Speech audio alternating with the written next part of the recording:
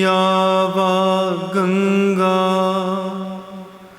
विविध नय कल्लोल विमला बृहज ज्ञानां भूभिर जगति जनतां या स्नपयति इदानीमपेशा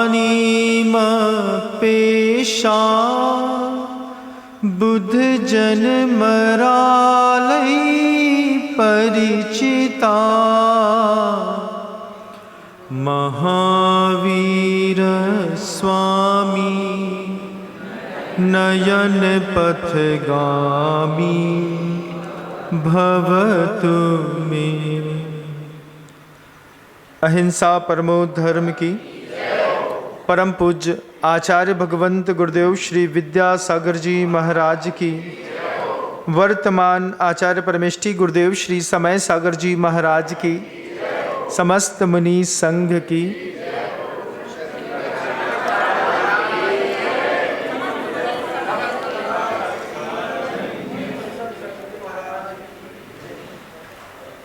दुनिया का सबसे अमीर देश अमेरिका, दुनिया का सबसे अमीर देश स्वीडन और जर्मनी, तीन देश ऐसे हैं जो पूरे विश्व में सबसे ज़्यादा अमीर हैं। हर चीज़ उम्मीद से ज़्यादा है, हर चीज़, लग्जीरियस लाइफस्टाइल्स, अच्छा इंफ्रास्ट्रक्चर्स, अच्छी कंपनियां, सरकार के द्वारा दी जाने वाली सुविधाएं, हॉस्पिटल फैसिलिटी सबसे बेस्ट वहाँ पर जितने भी मनोरंजन के साधन हैं वो, और पूरी दुनिया भी उस स्वीडन को, जर्मनी को, अमेरिका को और जितनी भी गल्फ कंट्रीज़ हैं इनको देखने के लिए जाती है। आप लोग भी जाते होंगे, गए होंगे, आपने भी देखा होगा। कई जगह तो ऐसा होता है कि एक बार अमेरिका गया तो लौट करके आना ही नहीं है। महाराज क्या है, धरती में स्वर्ग अगर कहीं देखना है तो अमेरिका चले जाओ, स्वीडन चले जाओ, स्विट्ज़रलैंड चले जाओ, ऑस्ट्रेलिया चले जाओ या जर्मनी चले जाओ। सर्वाधिक ताकत संपन्न लोग रहते हैं, ताकत संपन्न नीतियां हैं, और वहीं पर सबसे ज़्यादा मानसिक रोगी भी रहते हैं। जब इतनी शक्ति है, इतनी सामर्थ्य है, इतना वैभव है, जब हर सुविधाएं हैं, सरकार उम्मीद से ज़्यादा, वक्त से पहले सब देती है, तो फिर वहाँ पर मानसिक रोगी क्यों है? देखिएगा, स्कूल जाने वाला बच्चा गन कल्चर के साथ बंदूक साथ में लेकर के जाता है। जैसा आपके यहाँ पान पराग का गुटखा मिलता है, ऐसी रोड में चलते फिरते बंदूक खरीद सकते हैं, बच्चे खरीद सकते हैं। बच्चे इतने ज़्यादा आक्रामक हैं कि अपने शिक्षक को गोली मार सकते हैं। नस्ल भेद वहीं पर इतना भयंकर है कि गोरा काले को कब मार दे कोई भरोसा नहीं है।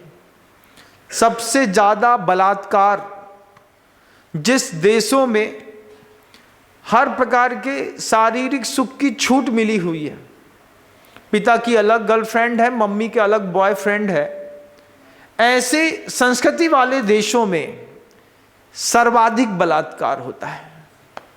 भारत से ज़्यादा होता है।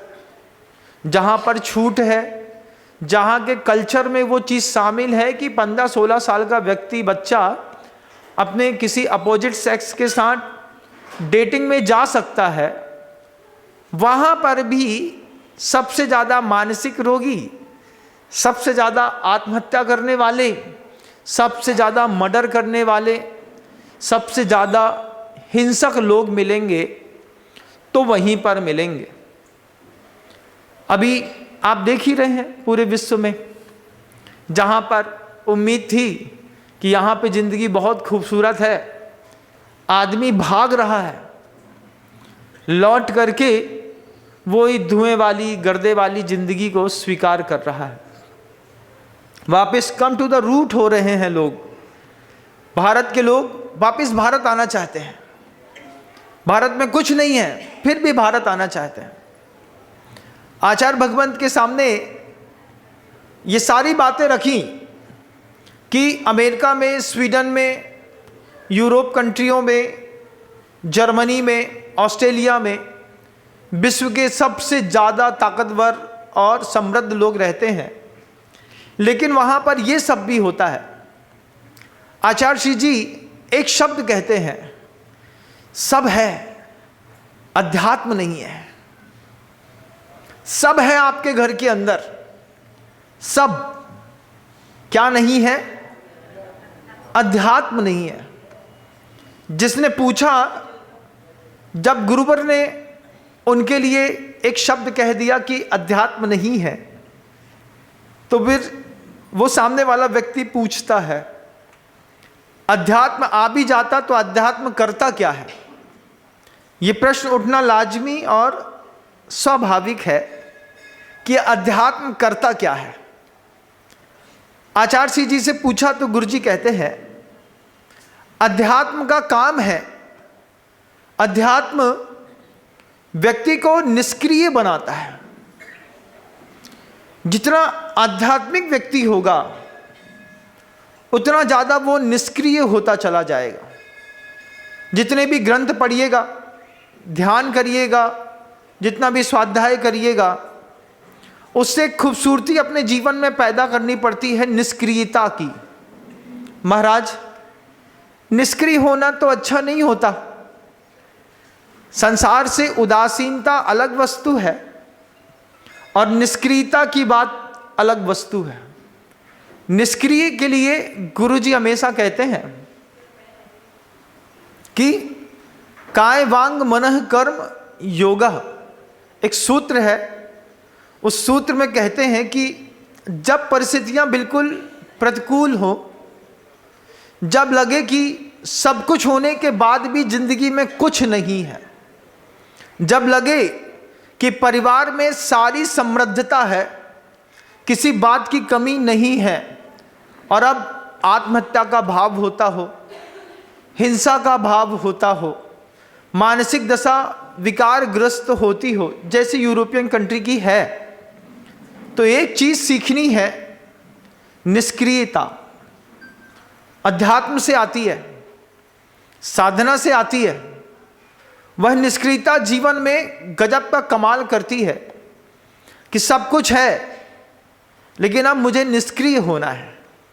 निष्क्रिय कैसे होना है महाराज? जब परिस्थितियां बिल्कुल प्रतिकूल चल रही हों, तो गुरुवर कहते थे, वचनों से निष्क्रिय होना सीखो। हमको अपने वचनों से कुछ नहीं कहना। ये निष्क्रियता आदमी को उठा करके ऊपर ले आती है। जैसे कोई कीचड़ में धंस जाए, कितना भी हाथ पैर मारे और धंसता चला जाता है, लेकिन उसकी डेंसिटी और आदमी की डेंसिटी में अंतर होता है। अगर वो शांत बैठ जाए तो कीचड़ अपने आप धीरे धीरे धीरे धीरे उसको ऊपर फेंकने लगता है, और सिर्फ थोड़े से पैर आपके वजन के कारण धंसे मिलते हैं, आप ऊपर निकल आते हैं। ऐसे ही जब परिस्थितियां बिल्कुल प्रतिकूल हो, लगे कि सामने वाले व्यक्ति ने हमारा जीना हराम कर दिया है, उस वक्त एक उपाय है। सबसे पहले कहते हैं वचन की निष्क्रियता। वचन से निष्क्रिय होना सीखो। उतना ही आर्तरोध अंदर होता है, मन के अंदर। इसने हमारी दुकान छुड़ा ली, इसने हमारा मकान छुड़ा लिया। अभी मैं देख रहा हूं, किशनगढ़ होकर के आ रहा था, किशनगढ़ के इंडस्ट्रियल एरिया में किसी मंत्री ने कमाल किया और 17-18-20 फैक्ट्रियां बंद कर दी। किशनगढ़ से आ रहा था तो सारी फैक्ट्रियों पे ताले लगे थे। फर्टिलाइजर्स की बहुत अच्छी फैक्ट्रियां थीं। हमने पूछा इनमें ताला लगा है, सील लगा है? उन्होंने बताया कि राजस्थान का कोई मंत्री है, वो कसाय भाव के कारण उसने सारी फैक्ट्रियां सील कर दी।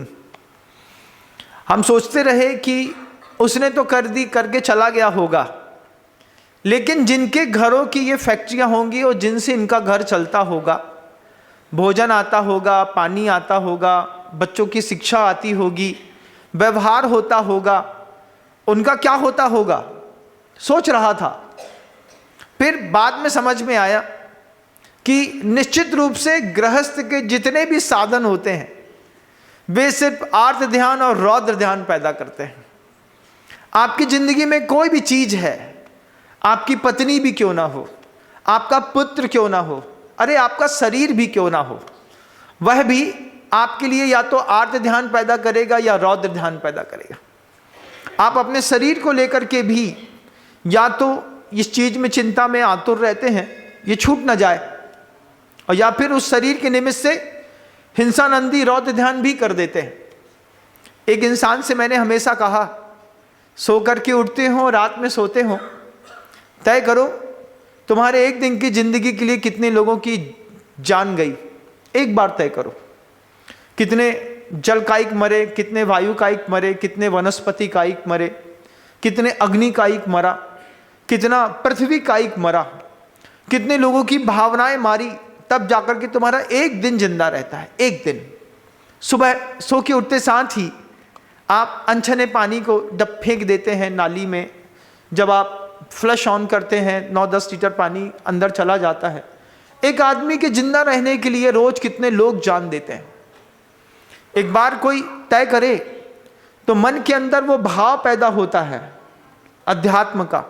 महाराज कितनी गहरी बात कह गए कि हमारे जीवन के लिए कितने सारे लोगों को अपनी प्राण की बलि देनी पड़ती है, न चाहते हुए भी उनको मरना पड़ता है। मैं क्या करूं महाराज? निष्क्रियता एक शब्द है, वचन की निष्क्रियता। वचन के साथ साथ आर्त ध्यान और रौद्र ध्यान हो रहा है, दुकानें बंद हैं, प्रतिष्ठान बंद हैं, आय का स्रोत बंद है। निष्क्रियता, मन से आर्त ध्यान नहीं करेंगे। एक प्रश्न ने हमेशा संसारी प्राणी का पीछा किया है। प्रश्न छत्र चूड़ामणि में लिख दिया आचार्य वादीप सिंह सूरी महाराज ने।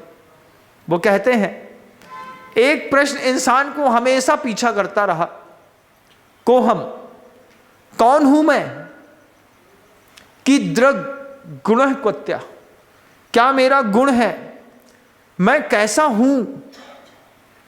कोहम की दृग गुण क्वत्या किम प्राप्य किम निमित्त का। कुछ प्राप्त भी कर लोगे तो प्राप्त की हुई वस्तु का करोगे क्या? बहुत सारा, उम्मीद से ज्यादा कोई भी चीज हो जाती है वो आपके लिए निरुपयोगी हो जाती है। स्विट्जरलैंड में जाकर के स्विस बैंक में पैसा जमा कर रहे हैं, निरुपयोगी है कि तुम्हारे किसी काम नहीं आने वाला। कोहम कीदृक् गुण क्वत्या किम प्राप्य किम निमित्त का। क्या पा लेंगे महाराज, मेरी प्रतिष्ठान खुल जाए, पा लेंगे, किम निमित्त का, उससे जो आएगा उससे क्या करेंगे। फिर वही राग द्वेष। गृहस्थ के घर के अंदर जितना साधन है, गृहस्थ के द्वारा जितना जोड़ा गया संसार है, कितना जोड़ा गया संसार है।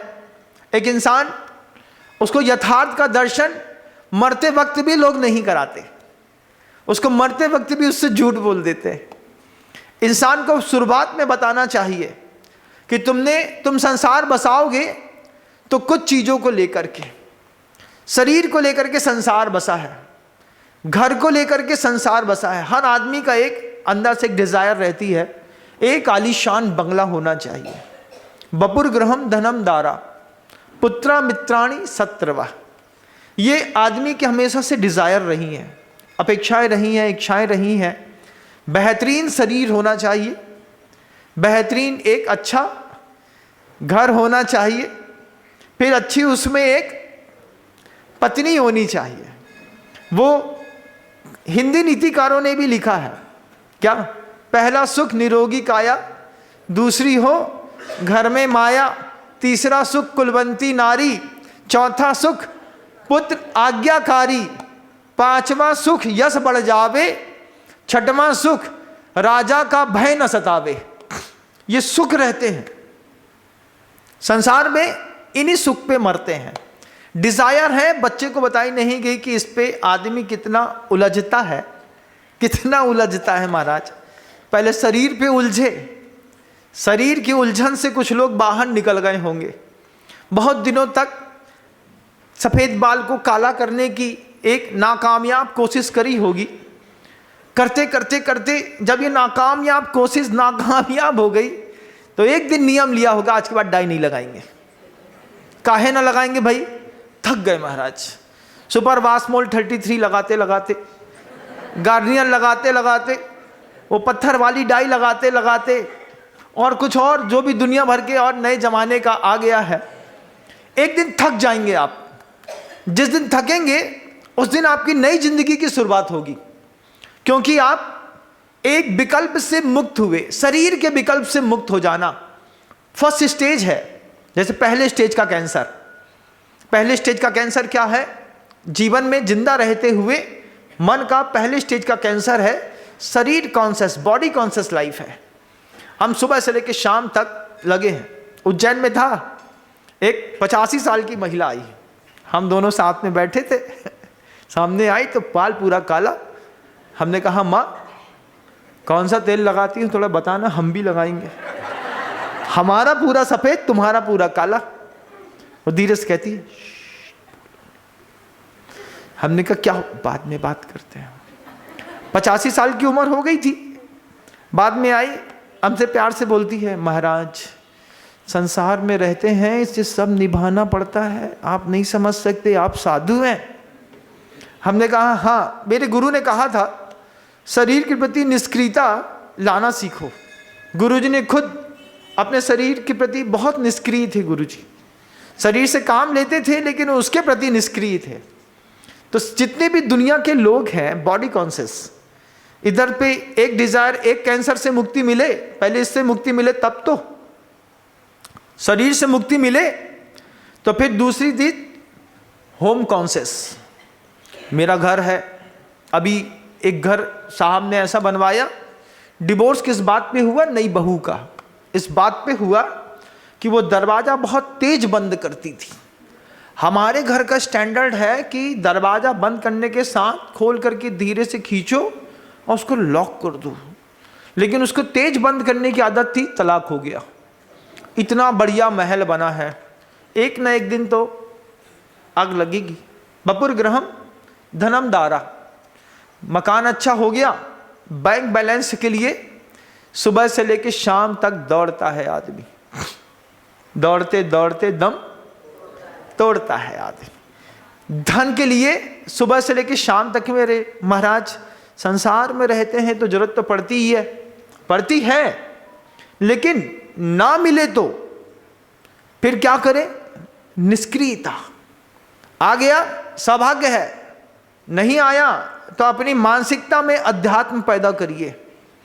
घर मिला, अच्छा बना लिया, पुरुषार्थ कर लिया, सौभाग्य है।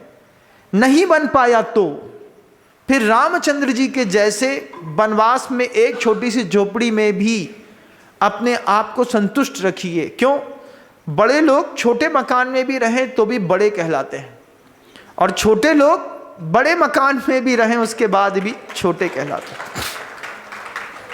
रामचंद्र जी छोटी सी कुटिया में रह गए, क्यों, अंदर से उठा हुआ आदमी अगर छोटे मकान में भी रहेगा तब भी वो बहुत उठा हुआ कहलाएगा। देश के प्रधानमंत्री रवि शास्त्री जी अंदर एक ही कोट पहनते थे, गर्मी में कोट पहन करके निकले तो किसी ने टोक दिया कि देश के प्रधानमंत्री हैं लाल बहादुर जी शास्त्री और कोट पहन के निकले हैं गर्मी में। उन्होंने उनके सामने बोला आप ही कोट उतार दीजिए। कोट उतारा तो अंदर कुर्ता फटा था, तो उन्होंने कहा फटे कुर्ते को छिपाने के लिए हम कोट पहन लेते हैं, भले हम देश के प्रधानमंत्री हैं। ऐसी भी नजाकत वाले लोग इसी धरती से होकर के गए, इसी धरती से होकर के। ये आइडियल थे, आइडियल पर्सन थे। उन्होंने बताया कि ऊंची सोच के साथ हम प्रधानमंत्री बन सकते हैं, लेकिन प्रधानमंत्री पद का अनैतिक उपयोग नहीं कर सकते हैं। अभी जब मैं किशनगढ़ से आ रहा था तब मैंने उस मंत्री की करामात देखी, राजस्थान का ही है। उस मंत्री ने अपनी कसाई के कारण 17, 18, 20, 22 परिवारों का खाना हराम कर दिया।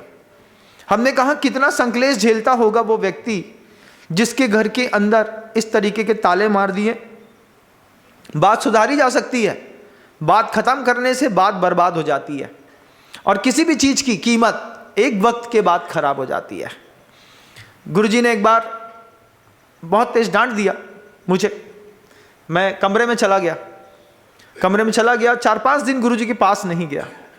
एक महाराज आकर के कान में बड़ा अच्छी बात बोलते हैं, बोले किसी से भी नाराज होना, मगर इतना भी नहीं होना कि वो तुम्हारे बिना जीना सीख जाए, है ना।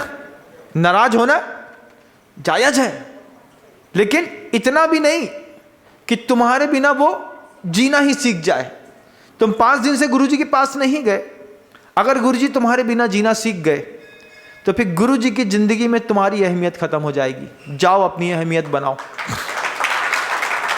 ये बात सुनी, मैं गुरुजी के पास गया। 5 दिन से सोच रहा था कि गुरुजी ने डांटा है, गुरुजी मुझे देखेंगे तो गुस्सा हो जाएंगे। 6वें दिन गया, मुस्कुरा के बुलाए, आप बहुत दिन बाद आया। हमने कहा गजब कर दिया, तुम्हारी डांट के चक्कर में तुमसे 5 दिन दूर थे, हमको क्या पता कि तुम इतनी जल्दी भूल जाते हो। फिर पता चला कि जो ऊंचे साधु होते हैं वो निष्क्रिय बहुत होते हैं, उनके मन के अंदर राग और द्वेष बहुत ज़्यादा सक्रिय नहीं होते। फिर बहुत सालों तक साथ में रह करके इस चीज़ को मैंने महसूस किया। आचार्य सिंह जो अंदर से राग द्वेष करते नहीं हैं, उनको सिर्फ करना पड़ता है, अनुशासन चलाने के लिए करना पड़ता है, लेकिन वो करते नहीं थे। जब साथ में रह करके इस बात को समझा, मैंने कई साधुओं से कहा गुरु चिल्ला दे, डांट दे, मार दे, कुछ भी कर दे, गुरुजी अंदर से कुछ नहीं करते हैं, इसको ध्यान रखना। इसलिए कभी भी कुछ भी हो जाए गुरु मत छोड़ना, क्योंकि गुरु छोड़ दोगे तो गुरु का कुछ नहीं बिगड़ेगा, लेकिन तुम दुनिया में कहीं के नहीं रहोगे। आदमी पूरी दुनिया का कितना कैंसरस पेशेंट है, 5-7 कैंसर के विषाणु शरीर पे लगे हैं। सबसे पहले बॉडी कॉन्शियस है, बॉडी कॉन्शियस से ऊपर तो होम सिकनेस है, होम सिकनेस से ऊपर उठा तो फिर मनी प्रॉब्लम्स हैं। मनी प्रॉब्लम्स को सेल्फ कंप्लीट करने के बाद आदमी अपनी ही शादी के कार्ड खुद छपवाता है। हमने ऐसे लोग देखे जिनके घर में उसी की शादी है, वही लड़की देखने गया है, उसी ने सब पक्की कर ली है, उसी ने हलवाई बुलवा लिया, उसी ने अपना शादी का कार्ड छपवा लिया, वही अपना कोट लेकर के आ गया। फिर बाद में डेमो में 3 रिश्तेदार बुलाए, वो भी एजेंसी से, बोले तुम लोग सिर्फ बने रहना कि हाँ तुम हमारे हो, हम जितना बोले उतना काम करते रहना। तो अच्छे साफ सुथरे घर के लोग ये काम भी करते हैं। एक प्रोफेसर पहुंच गए, बड़े अच्छे से how and why and welcome कर रहे थे। हमने कहा हु आर यू? बोले हम कुछ नहीं, अभी 3000 रुपये मिला है, इनके पापा बनने का सौभाग्य है। हमने उनसे कहा व्हाट इज दिस? अरे बोले अकेले में क्या होता है, थोड़ा सा अनकंफर्टेबल फील रखता है, तो 2-4-5 लीजेंड पर्सन पढ़े लिखे अगल बगल रखो तो ऐसा लगता है कि नहीं अपन भी थोड़ा सा पढ़े लिखे टाइप के। हमने कहा ये भी एजेंसी करती है? बोले ये भी एजेंसी करती है। अब उसमें भी आपको तय करना है कि आपको फ्रेंच कट वाला पापा चाहिए है कि चांद वाला पापा चाहिए है, ये सब वही तय करते हैं। हमने कहा गजब आदमी है। पहली अभी इंदौर में देख करके आ रहा हूँ, मेरा तो बत्ती खुल गई हमारी दिमाग की। लेकिन दुनिया ऐसी ही चलती ना बंधुओं। क्या जो आदमी के दिमाग में घुसा हुआ है, सबसे पहले शरीर घुसा हुआ है, शरीर से निकल गए तो घर घुसा हुआ है, घर से निकल गए तो पैसा घुस गया, पैसे से निकले तो स्त्री घुस गई, स्त्री घुसी है, कैंसरस पेशेंट। क्या कितना लेकर के जाएगी? आचार्य कहते हैं एक शब्द सीखना है बस हमेशा, कि जो चीज़ हमारे हाथ में ना रहे उससे हमको निष्क्रिय होना है।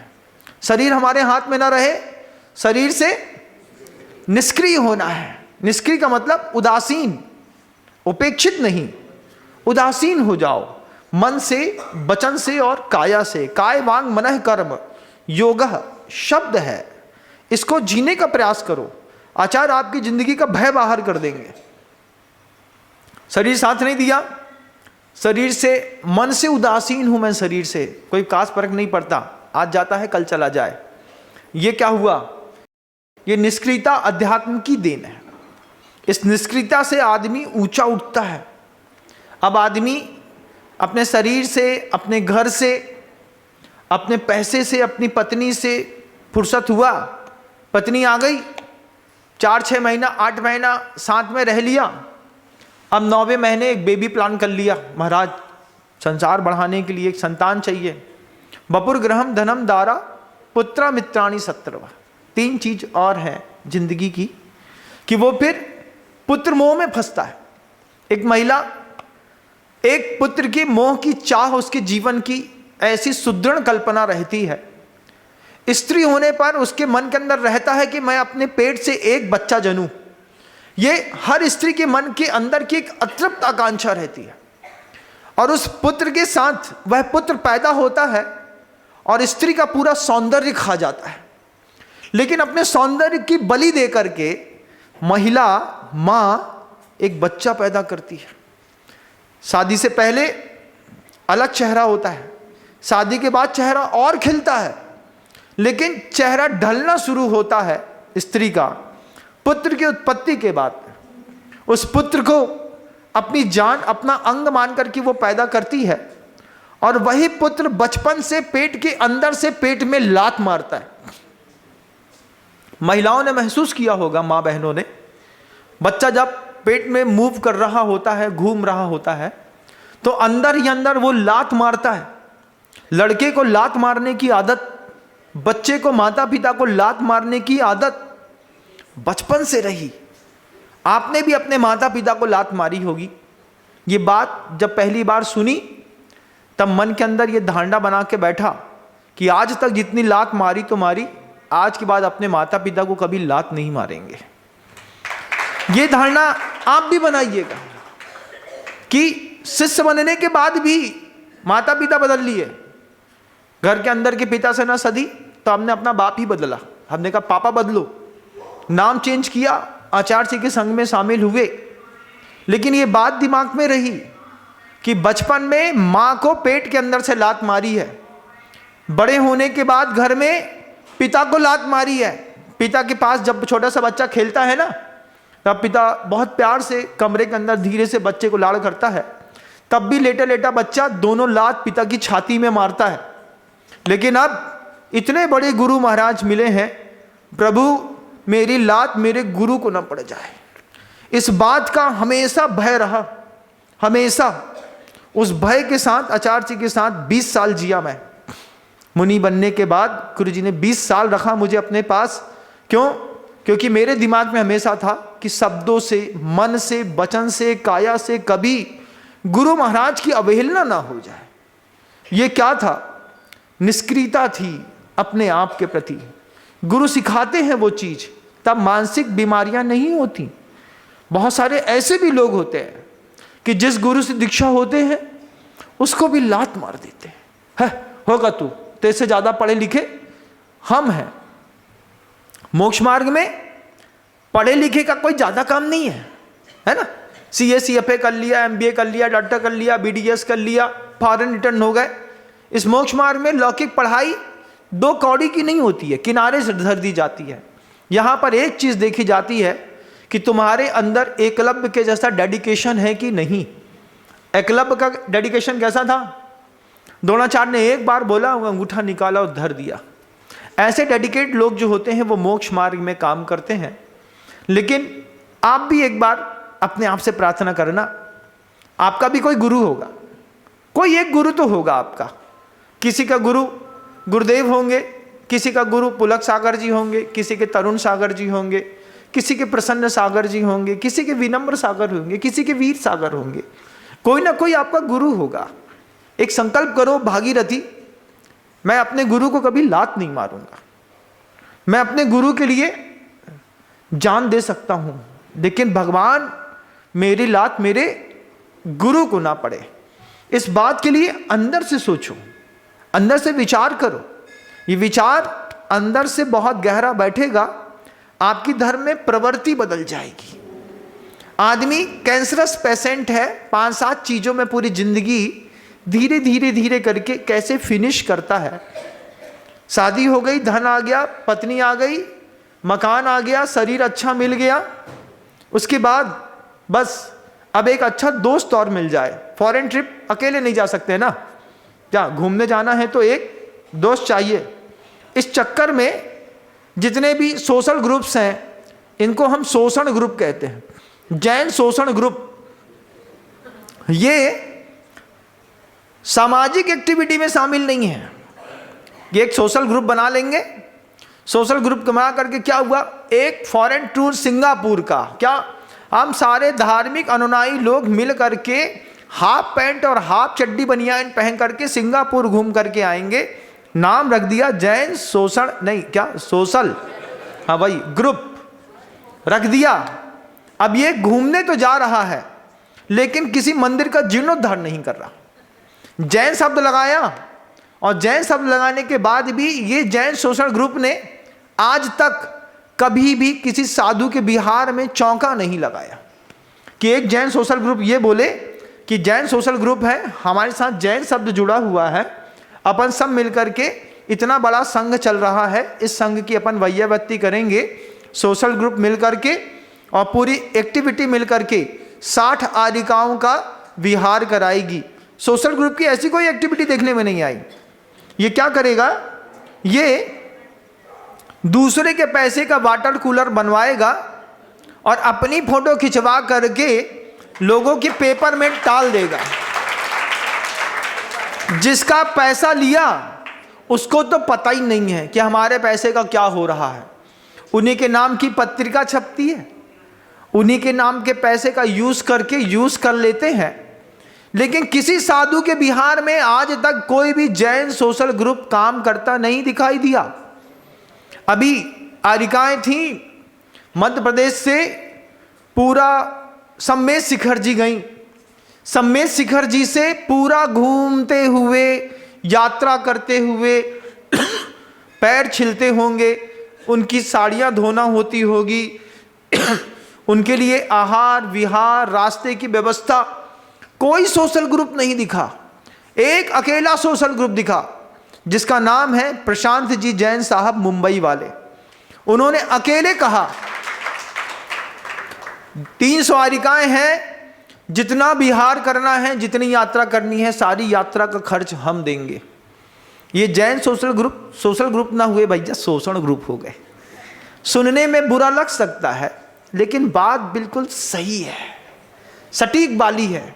अच्छा बढ़िया खाने पीने की व्यवस्था करा दो, मैरियट और क्वालिटी आर्ट में रुकवा दो, बाहर लेकर के चले जाओ, बढ़िया अच्छी सुंदर व्यवस्था हो। सिंगापुर, मलेशिया, कुलालमपुर की यात्रा, वहाँ पे पूरी यात्राओं में बढ़िया घूमना, अच्छा खाना, नाम लगा दिया जैन का, और काम जैनों के बिल्कुल ना आए।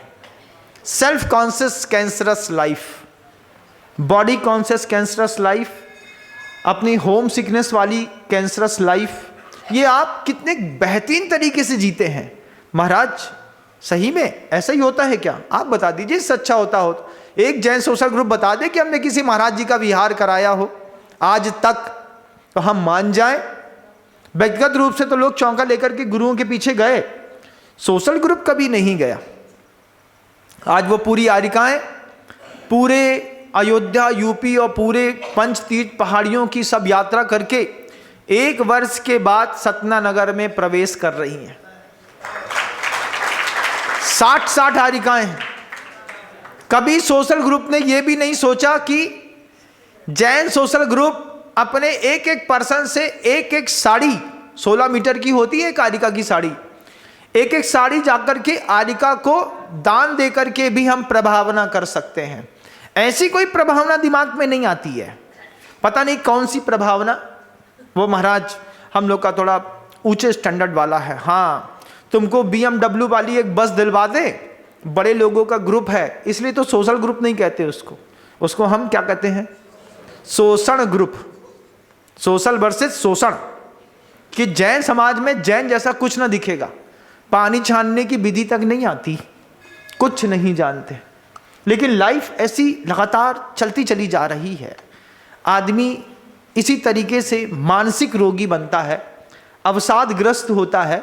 इन्हीं घरों में आत्महत्याएं होती हैं, इन्हीं घरों के अंदर बड़े बड़े कोर्ट केस होते हैं, बलवे होते हैं। क्यों होते हैं? सब आता है महाराज, संपन्न लोग हैं, लेकिन अध्यात्म से शून्य होने के कारण निष्क्रिय होना नहीं जानते। गुरुजी कहते विपत्ति आए निष्क्रिय होना सीखो। कितना निष्क्रिय हो सकता हूं मैं? विपत्ति के समय में शांत बैठना सीखो।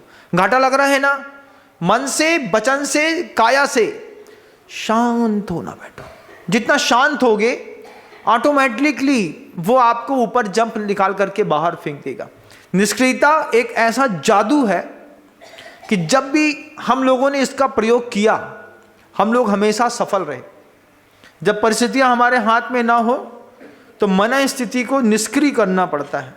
जो हो रहा है अच्छा हो रहा है, शांति रखो। और घर में एक व्यक्ति भी निष्क्रिय हो जाए, घर के बुजुर्ग को तो निष्क्रिय होना ही चाहिए। घर के बुजुर्ग की खासियत होती है, कितना भी घर के अंदर कुछ भी उल्टा सीधा हो जाए, घर का बुजुर्ग कहते अरे हो गया, चलो होता रहता है।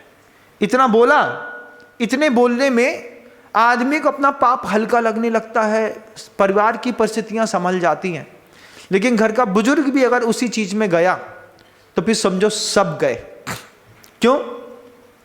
क्योंकि हमको निष्क्रिय होना नहीं आता। अध्यात्म निष्क्रियता सिखाता है। आपका जीवन शरीर से हटा तो मकान में लगा, मकान से हटा तो धन में लगा, धन से हटा तो स्त्री पे लगा, स्त्री से हटा तो पुत्र में लगा, पुत्र से हटा तो फिर मित्र में लगा, मित्र से हटा तो फिर शत्रु पे लगा। शत्रु में क्या लगना महाराज? अरे आप खुद देख लो, सुबह से लेकर शाम तक दुश्मन की आप जितनी इंक्वायरी करते हैं, इतना कभी दोस्त की क्या? क्यों? क्या चल रहा है उसके यहाँ पे, अब क्या हो रहा है? उसके घर के बाहर अगर 2 केले के छिलके भी पड़े मिल जाएं तो 2 बार देखोगे केले ही का है कि आम का है? नहीं नहीं, केले ही का है। हाँ भाई, तो आम कहाँ से खाएगा? हापुस खाने की ताकत तो हमारी है ना। शत्रु के प्रति आप इतनी अवेयरनेस है, इतनी अवेयरनेस है कि आप 24 घंटे अपने शत्रु की सारी जानकारियां रखते हैं। कितने बच्चे हैं, कहाँ पे प्रॉपर्टी है, कितने बजे आता है, कौन सी नई गाड़ी है, कौन सी घड़ी पहनता है, किस दुकान का कपड़ा पहनता है, टेलर कहाँ है, बावर्ची कहाँ है। आपको अपने शत्रु के बारे में सब पता है, एक एक एक्टिविटी। भगवान इतना तुम्हारे दिमाग में नहीं घूमता। आंख बंद करके देखो तुम्हारा दुश्मन कौन है, एक बार देखो, उसका चेहरा देखो। अभी दिख रहा है महाराज, बात कर रहे हैं, आंख में झूम रहा है हमारे। कौन? दुश्मन। कोई घर में भी हो सकता है, पड़ोसी भी हो सकता है, बाहर भी हो सकता है, रिश्तेदार भी हो सकता है, कोई भी हो सकता है। कितनी चिंता है उसकी, कहाँ गया है, कहाँ गया, कहाँ गया, कहाँ गया, कहाँ गया, कहाँ गया, यही पूछते रहते हैं। अरे भैया गया कहीं भी गया, तुम्हारा तो दुश्मन है ना, अब तो लेना देना भी नहीं है। बोले देना तो कुछ नहीं है लेकिन लेना भी कुछ नहीं है, ऐसा नहीं महाराज। हम जानकारी पूरी रखते हैं। उसमें भी गुरु जी कहते हैं एक कमाल करो, जिस शत्रु से तुम्हारा लेन देन बोलचाल बंद है, अपने मन से कहो उसके प्रति निष्क्रिय हो जाओ। मन की सक्रियता शत्रु के प्रति, मन की सक्रियता पुत्र के प्रति, मन की सक्रियता पत्नी के प्रति, मन की सक्रियता धन के प्रति, मन की सक्रियता मकान के प्रति, मन की सक्रियता शरीर के प्रति। आचार्य कहते हैं थोड़ा आध्यात्मिक बनो, आध्यात्मिक बन के थोड़ा निष्क्रिय हो जाओ। शत्रु के लिए निष्क्रिय होने में क्या दिक्कत है बताओ? है कई बार हो सकता है भाई शत्रु हो, अब हो गया, बंटवारा होना था, हो गया, अब तो निष्क्रिय हो जाओ। नहीं, एक ही घर से घुसते हैं, लगातार देखते हैं, कहा आज हमने सोचा बहुत बड़े झोला में सब्जी लेकर के आए, खूब पैसा बढ़ गया है इनके यहाँ। वनीला की आइसक्रीम का डिब्बा, ऐसा ही हुआ एक जगह। क्या हुआ, उसने वो आइसक्रीम तो खाता नहीं था, उसने वनीला की आइसक्रीम के बाहर डिब्बे पड़े थे, 4 डिब्बे उठा करके अपने घर के बाहर फेंक दिए। अब घर में आग लग गई किस बात की कि इनके यहाँ वनीला की आइसक्रीम का बड़ा वाला आया है, कसाटा भी आया है और रसबेरी रेड भी है। फिर तो दिमाग खराब। अब वो छोटा सा बच्चा, वो कसाटा का वो जो ऊपर का डिब्बा होता है ना, गोल सा होता है कसाटा, उसमें काजू किशमिश बादाम पिस्ता सब लिपटे रहते हैं, बहुत अच्छा है ना। अब वो कसाटा काटा, अब कसाटा काट करके बढ़िया वो डिब्बा वहीं पे फेंक करके, कुछ नहीं किया उसने, कुछ भी नहीं किया उसने। पड़ोसी की दुकान थी, वो बाहर रोड में दुकान थी, वहां पे उसका डिब्बा फेंका था, डिब्बा उठा करके लाया, चुपचाप डिब्बा अपने दरवाजे के बाहर फेंक दिया। बस एक ने तो सिर्फ डिब्बा फेंका था, दूसरे के इस चक्कर में 2000 घुस गए। हाँ तुम भी ले आओ एक कसाटा, जाओ अपने घर में भी है। हाँ भैया, वो बोलता है ये अच्छा काम है यार, एक आदमी खाली डिब्बा ले गया, एक आदमी भरा डिब्बा ले गया। ये कितनी सक्रियता है शत्रु के प्रति, कितनी सक्रियता है। और अगर वो परिवार में हो तो फिर कितनी सक्रियता है, और अगर वो एक ही दीवार के बगल में रहता हो तो फिर कितनी सक्रियता है, और फिर अगर वो एक ही चौके में खाना खाता हो तो फिर कितनी सक्रियता है, एक कमरे में रहता हो तो फिर कितनी सक्रियता है। आप सोचो, कमरे के अंदर कौन शत्रु रहता है, कमरे के अंदर भी तो रहता होगा महाराज, रहता तो है शत्रु, रहना पड़ता है, लेकिन बोल नहीं सकते। आप तो बोल सकते हैं, आपको तो छूट है, आपके आगे पूत ना पीछे बगहा, जेके नाम के रोबे गधा है, आप तो कुछ भी बोल दो महाराज। हम तो आपके वीडियो के शॉर्ट काट काट के अपनी पत्नी को सुनाएंगे, बोले सुनो महाराज क्या बोल रहे हैं, तुम्हारे लिए। पत्नी भी शॉर्ट काटेगी, बोले ये तुम्हारे लिए। जीवन ऐसे ही गुजर जाना है, और जितने जीवन की शक्तियां थी वो इन्हीं चीजों में व्यर्थ हो जाना है। गुरुजी कहते जितने भी अमीर घराने हैं, ये मत सोचिए कि अमीर का मतलब अमेरिका, अमीर का मतलब स्वीडन या जर्मनी नहीं। अमीर वो हर व्यक्ति जिसके घर के अंदर भौतिक संसाधनों की भरमार है, किसी बात की कमी नहीं है, वह व्यक्ति इतने मानसिक रोगी हैं, इतनी मानसिकता उनकी खराब है कि वे अपने घर में भी ढंग से जी नहीं पा रहे हैं। उनको आपस में हत्या के भाव, आपस में अवसाद के भाव, डिप्रेशन का भाव। अब उनको ऐसा मिला तो मुझे ऐसा क्यों ना मिला। तो ये जैसे दुनिया में बड़े बड़े लोगों की करामातें हैं, यही करामातें हमारे और आपके जीवन की भी हैं। मैं बार बार वो बात कहूँगा कि अपने शत्रु से अपने मन को निष्क्रिय करो। गया बीत गया, वो पास्ट टेंस है। तुम उसके साथ बुरा वक्त गुजार करके बाहर निकल आए हो, अब अच्छा जियो।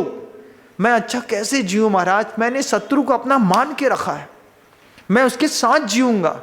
आचार्य कहते हैं तुम अध्यात्म के पात्र नहीं हो, तुम दूसरों की तरक्की देख करके डिप्रेशन में चले जाओगे। पड़ोसी के घर के ऊपर अगर चिड़ियों को डालने के लिए एक नया टोकना भी आकर के रख दिया जाए, वो भी अब तुमको बर्दाश्त नहीं है।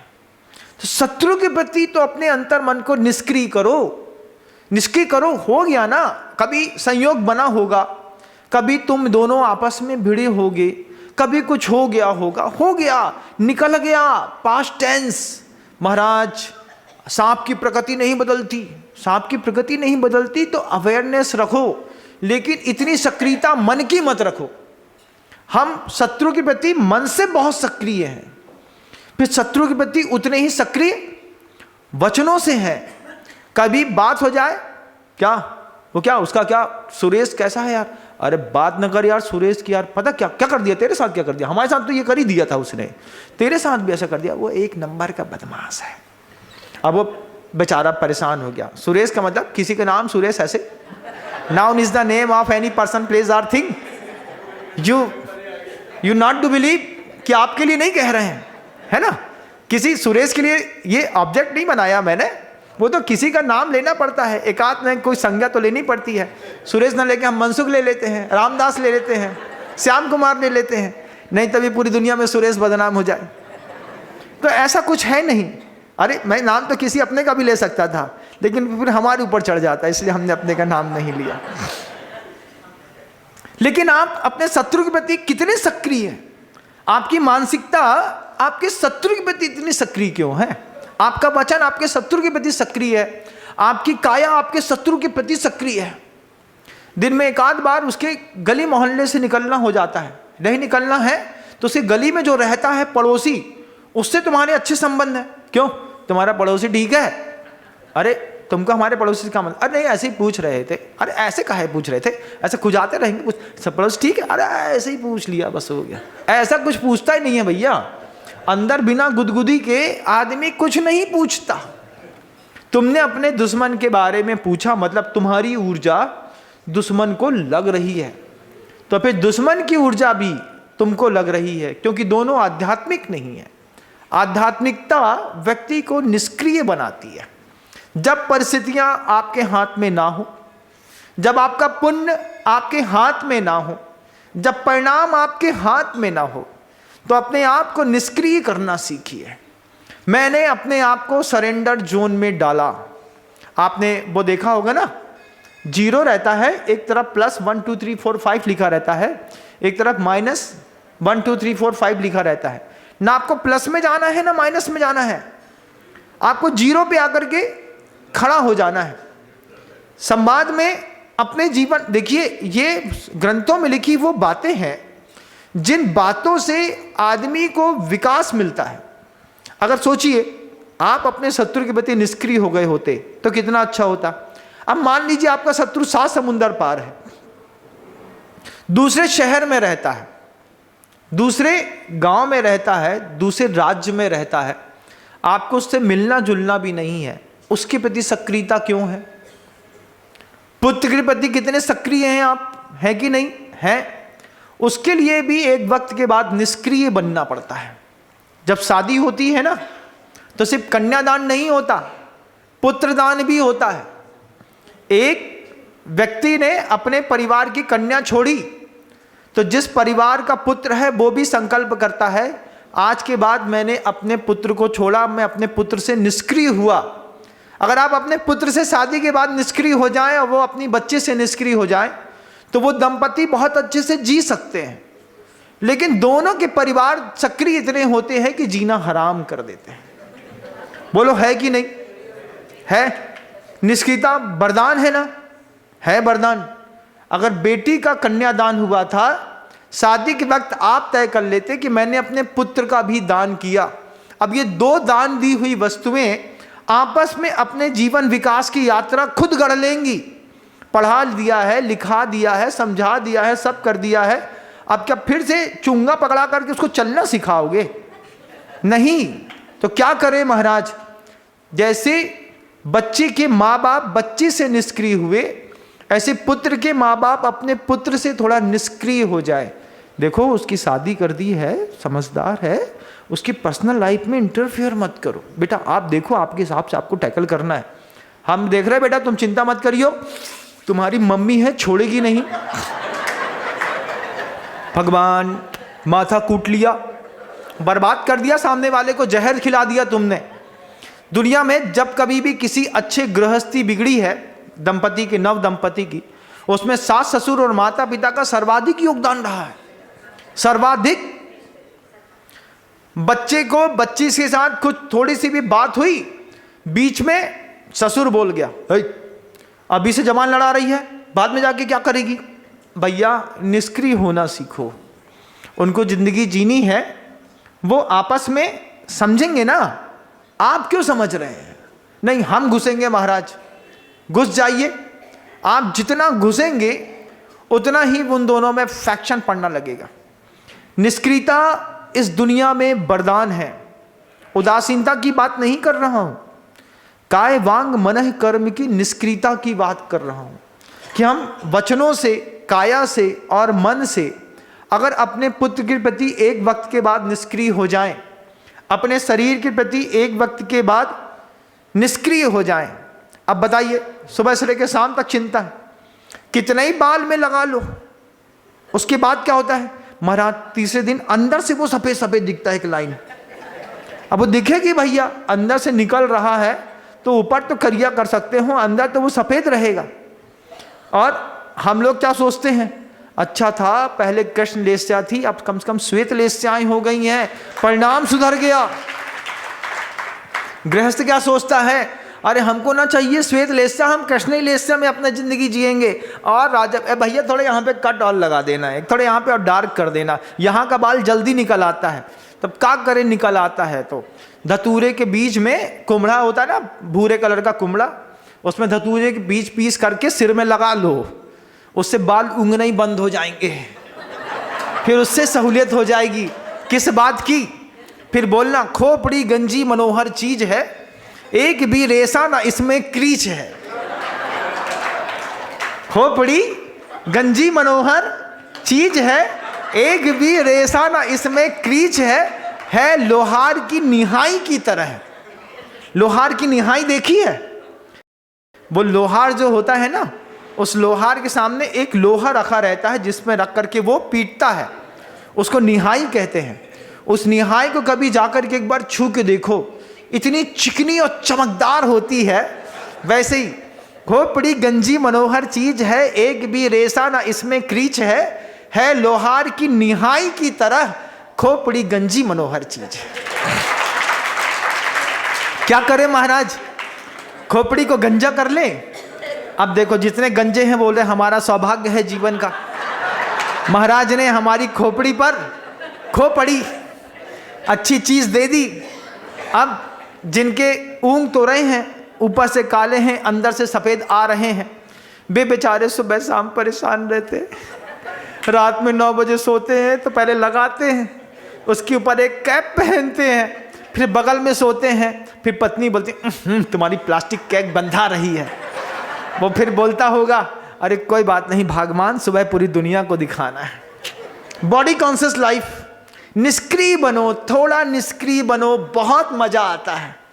हम जैसे हैं, हमको अगर ऐसे ही तुम पसंद कर सकते हो तो ठीक, और नहीं तो तुम जाओ भाड़ में। क्या होगा महाराज? अरे तुम हो, तुम सिर्फ व्यक्ति हो कि तुम्हारा कोई व्यक्तित्व भी है? तुम्हारे व्यक्तित्व का भी तो कुछ अट्रैक्शन होना चाहिए कि नहीं? साधु में क्या है बताओ? ना शकल ना सूरत, कुछ नहीं दिखता साधु के पास। शरीर मैला मचा पड़ा हुआ है, कहीं काले हैं कहीं गोरे हैं, कैसे दिख रहे हैं, दांत काले हैं पीले हैं। व्यक्ति के ऊपर कब तक मरेगा आदमी? एक समय के बाद शरीर से निष्क्रिय होकर के व्यक्तित्व पे मरना शुरू करता है। देखता है साधु आ रहे हैं, बोले क्या है? इनके अंदर जो चीज है ना वो दुनिया में कहीं ना मिलेगी, बुलाओ इनको। एक बार तो बोलो कि भैया बहुत धोबे तो मैली, निस्दिन करें उपाय देह का, रोग दशा फैली। क्या करें महाराज? थोड़ा निष्क्रिय बनिए, आपको जिंदगी अलग तरीके से देखने का एक्चुअल वाला आनंद आएगा। मैं सही बता रहा हूं, ये नहीं कह रहा हूं कि आप करके देखिए बस। आप निष्क्रिय बनेंगे आपको आनंद आएगा। आप परिवार में घर से थोड़ा निष्क्रिय बनेंगे, घर भी आपको आनंद देगा। घर की निष्क्रियता क्या है महाराज? चले गए साधु के पास, 8 दिन से वहीं हैं, अरे वापस कब आओगे? अरे हो गया तुम संभाल लेना। जो लोग ज़्यादा बोलते हैं ना, बच्चे होते हैं। हम बीना बारा में थे, तो बीना बारा में एक छोटा सा बैल था, सांड था मतलब छोटा सा। तो वो छोटा सा नटवा कहते हैं ना, वो बच्चा होता है ना छोटा सा बछड़ा। बछड़े को जब छोटा होता है लेकिन मोटा हो जाता है, जैसे घर के अंदर हो जाते हैं ना सुअर टाइप के, वो छोटी उम्र में ज़्यादा फैले चौड़े। तो वो नटवा था। वो नटवा जो था वो क्या करे कि बार बार जाए और मिट्टी में सिर मारे सिर मारे सिर मारे। तो जो उसका मालिक था उसने उस नटवे को बांध दिया तो उसने रस्सी तोड़ दी। उसने कहा ये ऐसे न मानेगा। भरी बैलगाड़ी में उस नटवे को जोत दिया।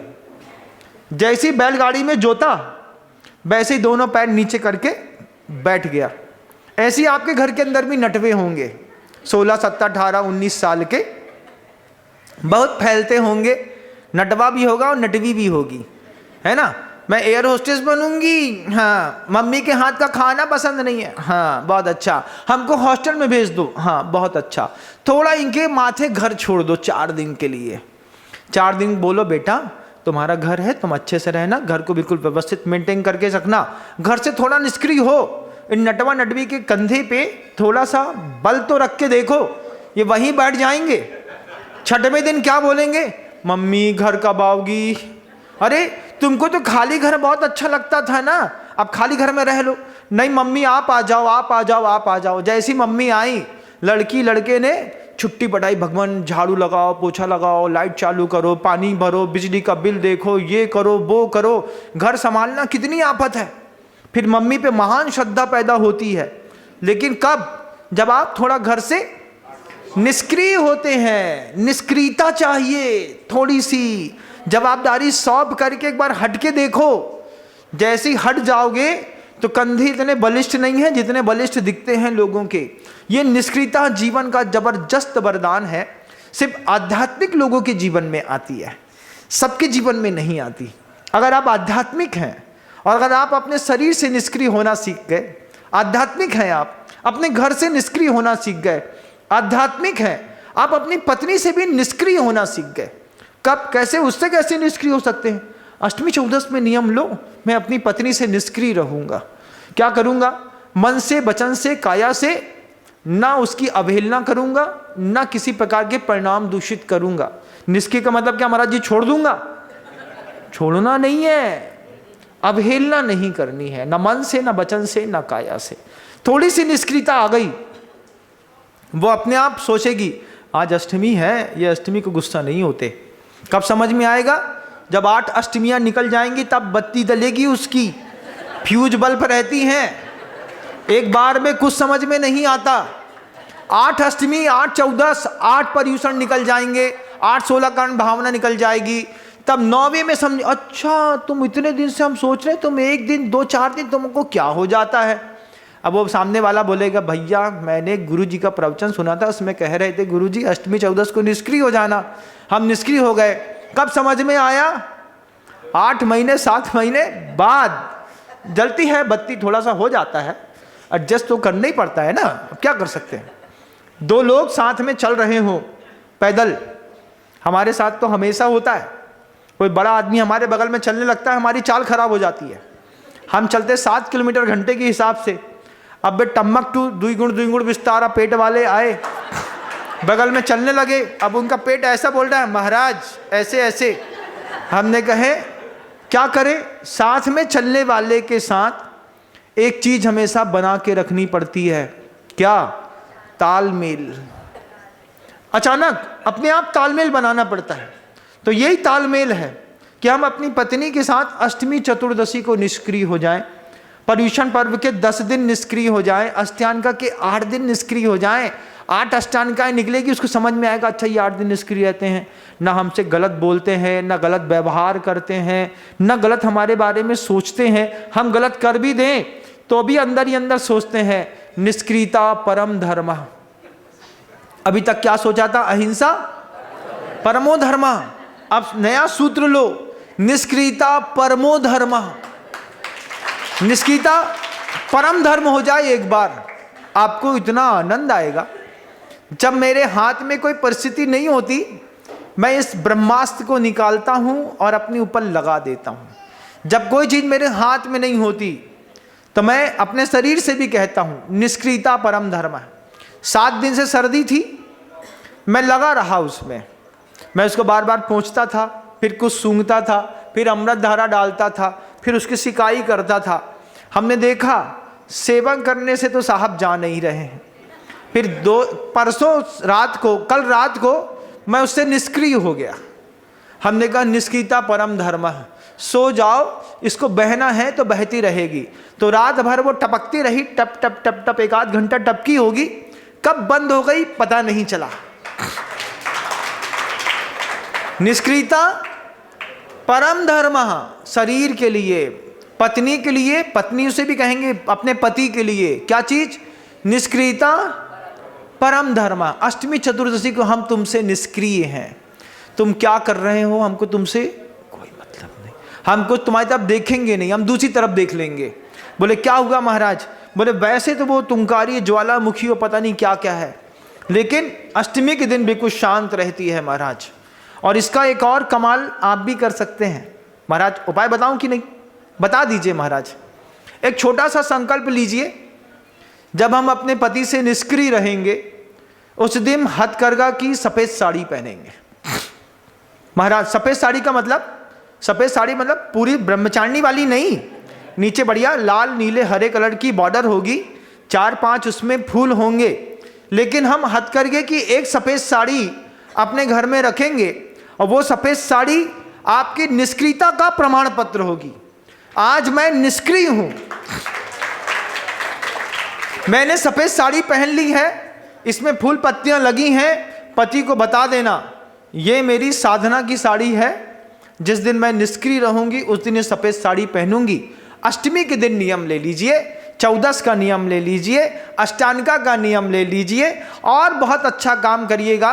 मंदिर आने पर 1 घंटे का नियम ले लीजिए कि सिर्फ हथकरघा की सफ़ेद साड़ी पहन करके ही मंदिर आएंगे। क्या होगा महाराज इससे मंदिर में फैंसी ड्रेस कंपटीशन खत्म हो जाएगा। मंदिर में ये बड़े घर की लड़की महारानी है जो कोसा की 40,000 की साड़ी पहन के आई, अब भगवान ना दिख रहे, साड़ी की बॉर्डर दिख रही, सोने की है कि प्लास्टिक की है कि जरी वाली है, उसमें क्या प्रिंट है, उसकी कहानी दिख रही। कितना छोटा सा नियम है, पवित्र नियम है, लेकिन पूरी दुनिया का कितना पवित्र नियम। मंदिर जी जाऊंगी, हमारी पूरी समाज सोसाइटी का नियम है। बहुत अच्छा काम करिए, एक साथ 400 साड़ियां बुलवा लीजिए, एक संगठन का पैमाना तय करके ऑर्डर निकाल दीजिए। मंदिर के अंदर महिलाएं आएंगी, सिर्फ मंदिर की साड़ी पहन करके आएंगी। मंदिर में फैंसी ड्रेस कंपटीशन आज के बाद खत्म है। हम क्या हुए, हम अपने वस्त्रों से थोड़ा सा आधे घंटे के लिए लेकिन निष्क्रिय हो गए। यह निष्क्रियता आपके जीवन में एक अजीब रंग भरेगी, गजब का।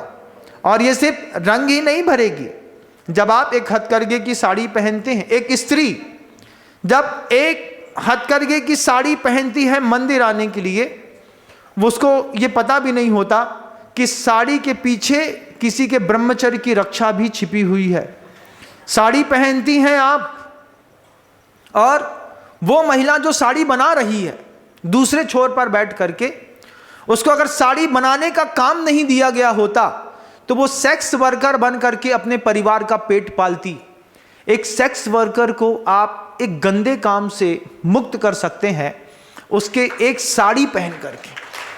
अस्मिता बचाने के लिए दूसरे की, अगर हमारी अस्मिता सुरक्षित रहना हो, धर्म भी पलेगा, अहिंसा भी पलेगी, निष्क्रियता भी बढ़ेगी और एक के सील की सुरक्षा भी हो जाएगी। कितनी कमाल की होती है एक हथकरघे की साड़ी। आपको लगता है कि मात्र हथकरघा है, नहीं, वो जहां से बन के आता है वहां पर 18 साल की बच्ची को अपना परिवार चलाने के लिए इस काम में झोंक दिया जाता है। आचार्य श्री जी ने उन परिवारों को चयनित किया था, चयनित करके उन परिवारों को छांट करके किनारे किया और अपनी बाल ब्रह्मचारिणी बहनों से कहा, उन परिवार तक जाकर के कहना कि जीविकोपार्जन के लिए इतने बुरे काम करने की जरूरत नहीं है, हथकरघा चलाइएगा, आपके सील की रक्षा हम करेंगे। उस उद्देश्य को लेकर के वो साड़ी जब आपके पास में आएगी, आप सोचिए आपकी 5,000 की साड़ी के ऊपर वहां की एक 1,500, 2,000, 2,500 की साड़ी आती है। आप अच्छी बनवा लीजिए, एक 3,000 की साड़ी बनवा लीजिए और अपनी पूरी सोसाइटी में हर घर में एक साड़ी बांट दीजिए। एक डोनेटर मिल जाएगा जो 2-5 लाख रुपए दान कर देगा। उसी डोनेटर के हाथ से इसी मंच पर एक एक साड़ी हर घर में, उस संकल्पित महिला के साथ कि हम जब भी मंदिर आएंगे सिर्फ हथकरघे की साड़ी पहन करके आएंगे। ये आपकी सोसाइटी मैनेजमेंट का रूल होता है। महिलाएं इस बात को मान लेंगी तो फिर बेटियों के लिए कवायद की जाएगी कि जैसे महिलाएं साड़ी पहन करके आएंगी तो बेटियां भी वाइट सलवार सूट पहन करके ही मंदिर आएंगी। मर्यादाएं इससे खींच दी जाती हैं। निष्क्रियता इस तरीके से कमाल करती है, नहीं करती है? करती है। आप सबके ऊपर एक विचार छोड़ रहा हूं, सोशल ग्रुप के ऊपर भी विचार छोड़ रहा हूं, आपके घर के ऊपर भी एक विचार छोड़ रहा हूं, पति के ऊपर भी, पुत्र के ऊपर भी, शत्रु के ऊपर भी, शरीर के ऊपर भी, आपके वस्त्र के ऊपर भी विचार करिएगा। आप जैन शासन को किस रास्ते से ऊंचा लेकर के जाएंगे? बागडोर आपके हाथ में है। शब्दों को विराम दूंगा। गुरुदेव श्री विद्यासागर जी महाराज। जा वाणी के ज्ञान से सूझे लोकालोक, सो वाणी मस्तक नमो सदा देतूं दो। हे जिन वाणी भारती तो हे जपो दिन रैन, जो तेरी शरणा गहे सो पावे सो।